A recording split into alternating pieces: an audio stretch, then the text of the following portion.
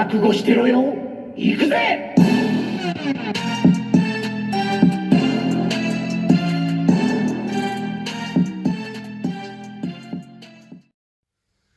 Welcome to Worldbreaker Coo's Reviews.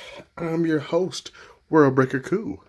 And let's turn that light down a little bit so you can see these awesome figures. There we go. So we're looking at Marvel Legends Infinity War Thor. There's a box. There's a face. And Marvel Legends Infinity War Black Widow. There's a face. That's a great looking face.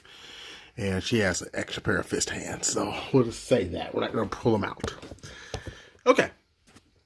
So I got these at GameStop. Very happy to acquire them. I also saw Ant-Man and Black Knight, which look exceptional, but Warburker's going to try to start budgeting himself a little bit better. But who knows? Maybe I'll pick them up again anyway. So we've got Thor standing at about over 7 inches. And Widow standing at just shy of 6. Let's verify Thor again. That's about 7 inches for Thor. A little bit over. Okay.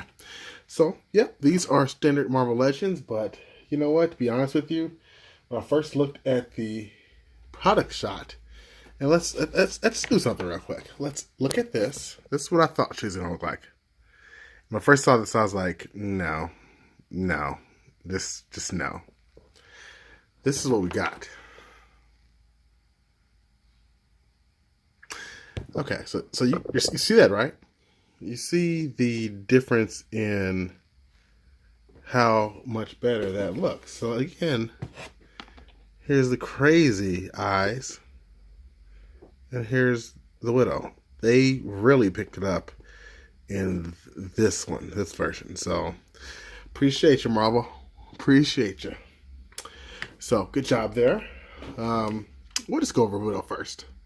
So she's the weaker one out of the two, but she's still very good. I know some YouTubers have been removing the vest to show you that she has the same costume she's had in previous movies underneath. I'm not going to do that because I don't want to mess the vest up. I don't know if it's going to be easy to get back on. So you just have to kind of just take Worldbreaker Coo's advice and believe that it's underneath there. She does have nice mobility, nice range, no double jointed elbow, but she does have some nice range on it. This staff thing is weird to me. I think I'm just going to put it back as a staff because it's kind of freaking me out just having it, It's just weird. I think it would have been better if they would have got something a little more stiffer or something. I don't know. It's just really warped. I don't see anyone using this. I guess she looked cooler in the movie doing it, but it reminds me of her being like a Darth Maul Widow-esque person. So yeah, there's that. She hosts just fine. So I'm not gonna spend too much more time talking about the staff. She also comes with some really other strange accessories. These things. She's got two of them. This molding is really hard to see, but I'm not sure what that is. I guess a stun gun or something like that. But why does she need two? I don't know. I think she's fine with just her stingers on her arms. That seems fine for me. She does have a problem that I have noticed. Her wrists have really strange pegs. See how it's sticking out there? And I think it's because of the way the jacket is here. My wife noticed. She's like, "What's wrong with her arms, her hands? They look really weird." I was like, "You're right, honey. They are weird, but that's kind of how she looks." The face makes up for it, though. The face does make up for it. So overall, Widow is a good figure. I give her a solid 8. And just a quick comparison. Here she is with her comic counterpart because I don't have a movie Black Widow, but I will be trying to acquire a red head for Black Widow. Maybe I'll go on eBay, see if I can find one. So yeah, she looks good, Very good. I wonder if I can head swap these two. Let's Let's find out. I think we can. Ooh. Her head's a little bit too high, but very reminiscent of the Black Widow, the blonde version. Just really strange with that neck. Let's try the red head portion.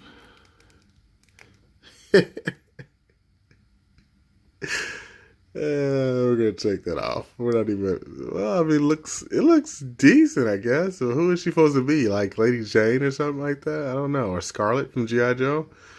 Yeah, let's just take that off. Now, I'll appreciate it if you guys don't even talk about that. We're gonna act like we didn't do that. Okay? We're gonna just act like we didn't do that. Now we're gonna get into the second guy, who is Thor. So let's do that.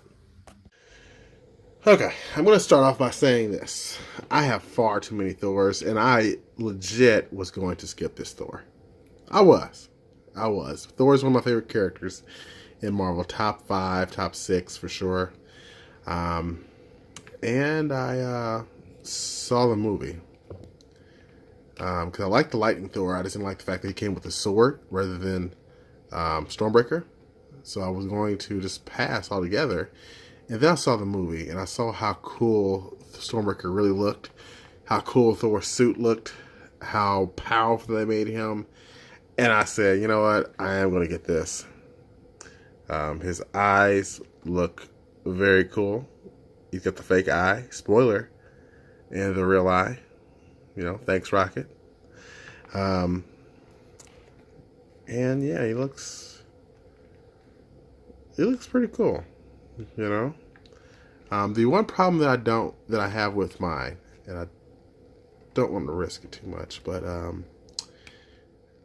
the arm, okay, that's pretty loose, and that's really hard. It's really hard to get these joints going up or down for both arms, and it feels like the peg's going to break. Don't want to.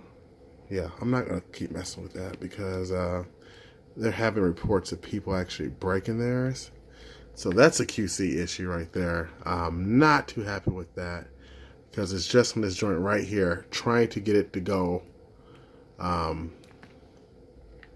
you know, outwards is challenging. So be aware of that.